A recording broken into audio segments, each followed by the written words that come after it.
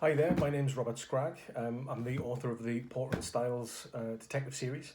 And before we all had to go into lockdown, I was due to come and chat with the lovely folk at Gateshead Library. But thanks to Helen Eden's perseverance, even a pandemic can't keep me quiet, so here I am. So a little bit about me. I live in North Tyneside with my wife, kids and dog. I haven't always had aspirations of being a published author, but I played around with short stories and poetry when I was at school. I've always been a big reader though, and until these last few years when I've had writing deadlines, I'd usually get through probably an average of a couple of books a week. That's probably halved about now, and what I love about crime though is that constant kind of whirring of the brain that you get where it's always thinking, you're always thinking kind of who did what, why did they do that, and you come up with your own theories. Now, I'm not always right, but I started to come up with some interesting ideas for alternative endings, and that made me think, I wonder if I could give that a go as well. So I did.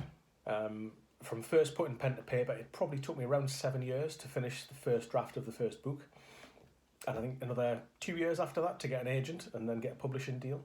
So it's not a quick process, but it's absolutely worth the wait. I'm now 3 books into a detective series set in London. It's led by my detectives Jake Porter and Nick Stiles. And with Porter, I've tried to steer away from that kind of stereotypical maverick copper, the one who's been divorced 3 times, he's an alcoholic, and all that kind of stuff. And what I've aimed for, what I hope I've done, is to create someone that's just a bit more, almost normalised, a bit more relatable, someone who's not bulletproof. He loves his job, but he struggles to balance it with any kind of personal life. He lost his wife a few years back in an accident, so he has that cloud hanging over him. So in terms of the books themselves, this is my first book, What Falls Between the Cracks. And this one sees Porter investigating a 30-year-old crime scene that comes to light present day. And there's a missing girl that no one actually knew to even look for. Her family have got ties to organised crime. We've got a bit of a sprinkling of allegations of police corruption in there as well. And the title's a bit of a play on words. Did Natasha, the girl, slip away through the cracks to escape, or was she given a bit of a shove between the shoulder blades? So that's book 1.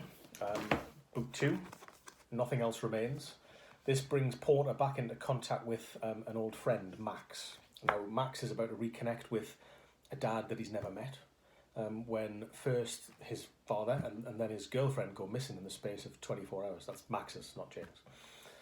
And then Max's dad's name appears on a list that's found at a murder scene, along with a number of others. And Porter doesn't know whether Max's dad is in danger or whether he's the one pulling whatever strings in the background have led to these multiple disappearances. And then last but by no means least, the most recent, just come out in January this year, is All That Is Buried. And that sees a 7-year-old girl go missing at a fun fair. Everyone in her family's got secrets they'd rather weren't aired. And when the police find human remains a few months later, it's kind of just the tip of a rather grisly iceberg. So all 3 are set in London, and one of the more common questions I get asked is, why there, why not the northeast? Answer's fairly straightforward. I was pretty much living down there at the time when I created the characters. And also I felt I needed a city that was, I want to say less personable, not that London can't be friendly, but I think anyone who's from the northeast will know what I'm talking about in terms of it's a friendlier, more welcoming atmosphere up here. And what I needed for that first draft of the first book was somewhere that didn't have that kind of vibe going on, somewhere that someone could be more anonymous, they could get lost in the noise of the kind of that larger kind of landscape. But I've absolutely got some plans to write some northeast-based stuff moving forward. Longer term, I've got plans outside of crime fiction as well. I've started a film script. I've recently written a kids' picture book that I've got my brother currently illustrating. And I've got the beginnings of a mid-grade book for kids as well. Very much still got a day job though, so it's a case of prioritising, and most of my writing gets done weekends and evenings. There's an occasional early morning thrown in, but not so much now. I've got 2 more toddlers to contend with alongside the 20-year-old at university. So lots going on. So hope you've enjoyed a quick whistle-stop tour through the books and an intro to me. I think there's going to be some Q&A live on Twitter to follow this as well. So pile in with your questions, and look forward to hearing from you soon. Cheers. Bye.